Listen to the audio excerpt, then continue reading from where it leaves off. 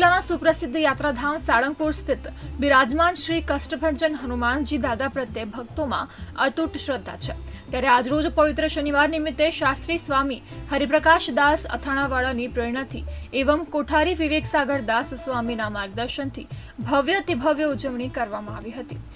શ્રી કષ્ટભંજન દેવ હનુમાનજી દાદાને 1 કિલો સોનામાંથી બનેલ મુગટ અને કુંડળ પહેરાવવામાં આવ્યા હતા। આ સાથે જ દાદાને 500 કિલો કેરીનો ભવ્ય અન્નકૂટ ધરાવવામાં આવ્યો હતો।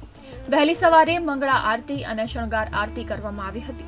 આ સાથે જ પંચમુખી હનુમાનજી મહારાજની મૂર્તિનો અભિષેક એવં અન્નકૂટ આરતી સહિત સમૂહ મારુતિ યજ્ઞનું આયોજન પણ કરવામાં આવ્યું છે। શનિવાર નિમિત્તે સમગ્ર મંદિર પરિસર દાદાના ભક્તોથી હકડેઠઠ ભરાઈ ગયું હતું। મોટી સંખ્યામાં ઉપસ્થિત ભક્તોએ અલૌકિક દિવ્ય શણગારના દર્શન કરી ધન્યતાનો અનુભવ કર્યો હતો।